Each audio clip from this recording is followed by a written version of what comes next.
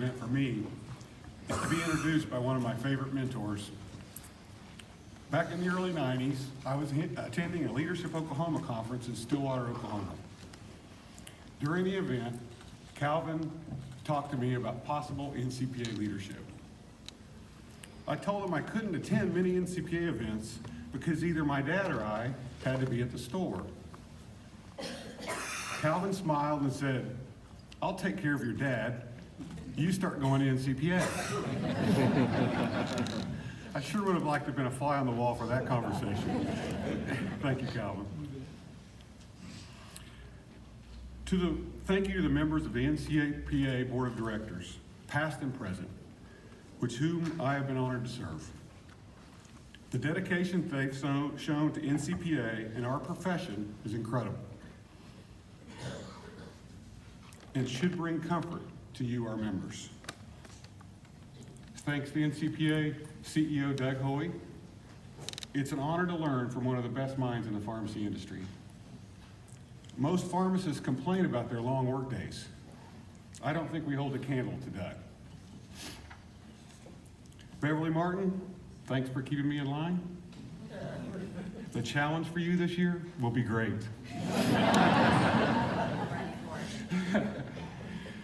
Oklahoma has a proud heritage of NCPA leadership, starting with J.C. Cobb in the 60s, Calvin Anthony, and last but not least, my good friend Lonnie Wilson.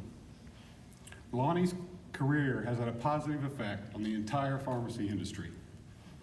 The future is bright with Justin Wilson as now second vice president of NCPA. These gentlemen set a high bar for Oklahoma pharmacists on a national scale. Thanks to the Oklahoma delegation. You've been an inspiration to me and the base that has powered me to experience this great opportunity. Thank you to my wife, Jane. Are you back there, Jane? There you are. My wife of 33 years. She's made many sacrifices so that we could have this wonderful opportunity. A couple of weeks ago, we boarded an airplane, and we're talking to each other on the plane, looking at each other saying, wow, this is the trip we were going to take in the future. You know, the commitment for NCPA leadership is 14 years. So you're always thinking, I don't have to worry about that. That's the future. I don't have to worry about that. For Jane and me, the future is now.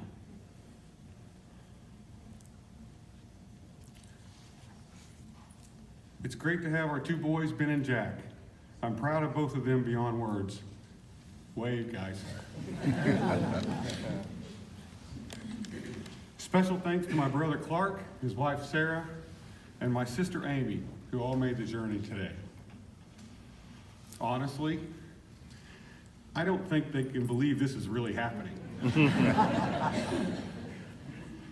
This is a great representation of the Osborn family, but there are many, many more. You may want to go ahead and make your reservations for the 2019 NCPA convention in San Diego, because all the Osborns are going to be there and all of our friends as well. And NCPA could run out of rooms very early. I've wanted to be a pharmacist as long as I can remember. I've wanted to be a pharmacy owner as long as I can remember. Mainly because of the example of my father, Willie Osborn.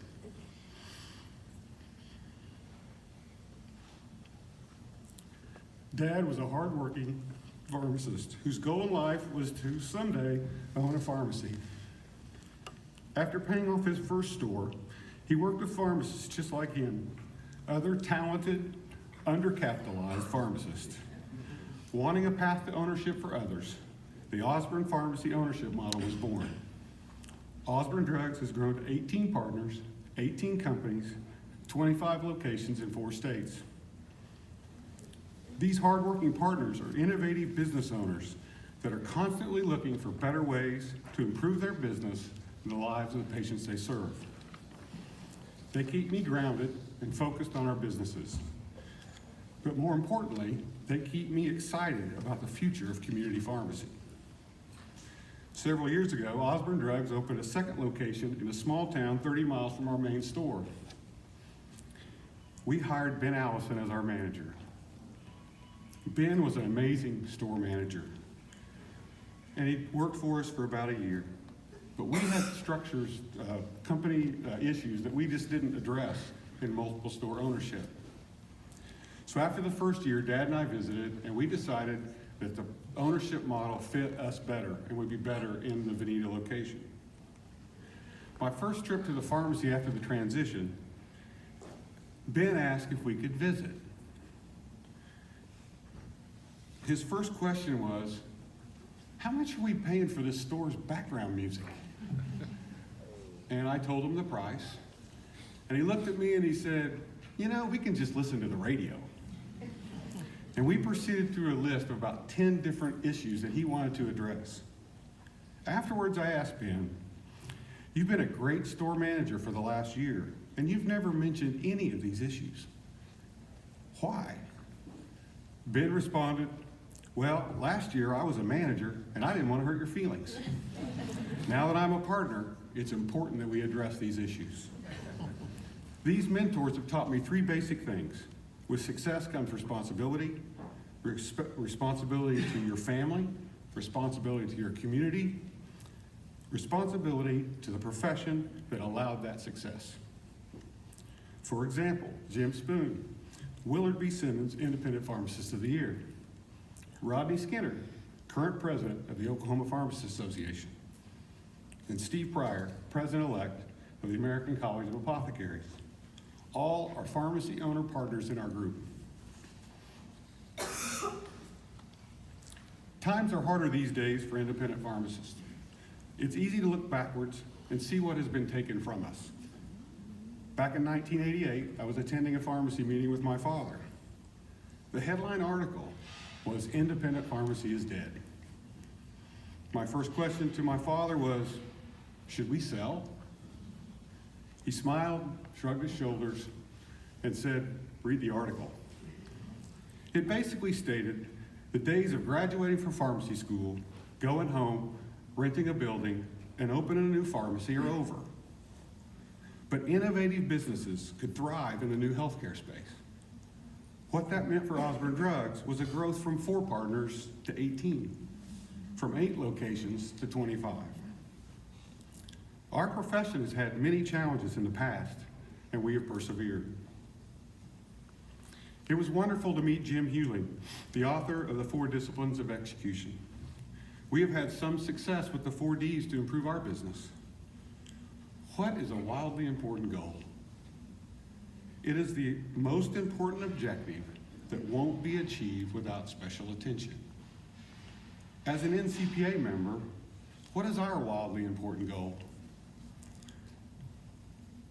What is it that we need to focus 20% of our valuable time on to improve our business? Our wildly important goal for NCPA? Changing the prescription pricing model.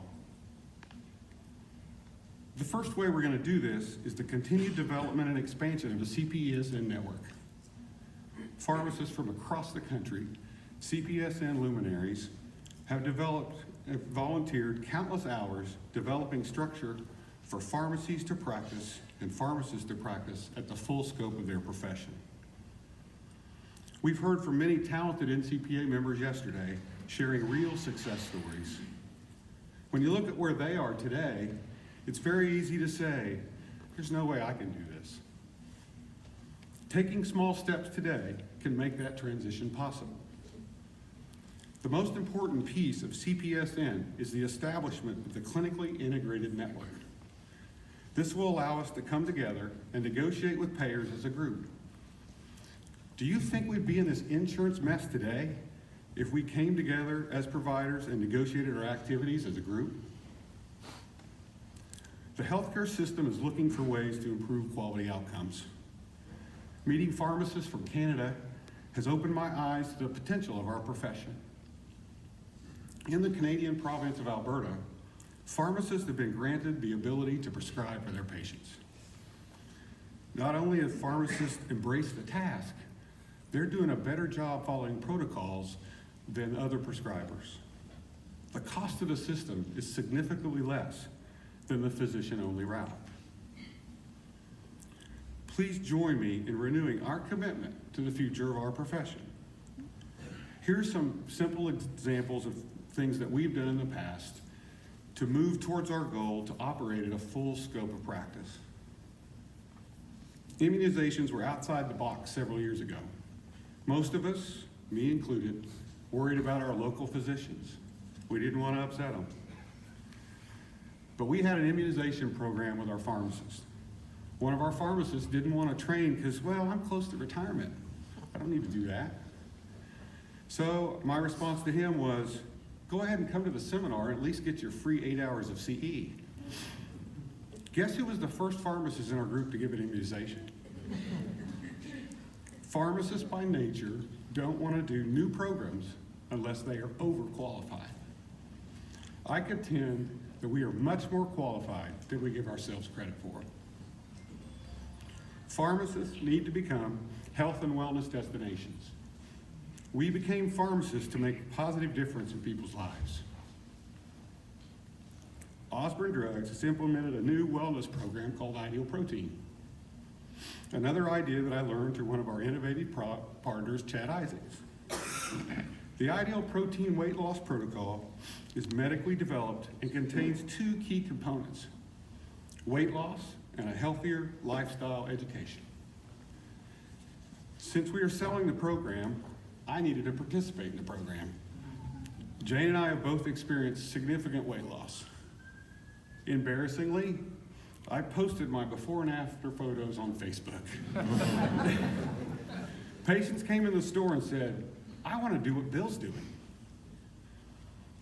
The city of Miami has instituted a wellness program and has asked us to come present the protocol to their employees. We will be approaching other self-insured companies in our area. People are looking for answers, and we need to be ready to help. As pharmacists, we can lead the way. Some would say this is not pharmacy. I say it's good quality health care. Our diabetic patients on the protocol have had significant reductions in their medications, with one going off all medications. Pharmacy's mistake is we are letting other people tell our story. It's time for us to take our story back. Advocacy is one of the primary functions of NCPA. We cannot change our current path without strong advocacy. NCPA staff is creating relationships in Washington, D.C., and also establish them at the state level. I remember 3 years ago at NCPA's Ledge Conference, our congressman did not know what a DIR fee was. 2 years ago, he thought they were a good deal.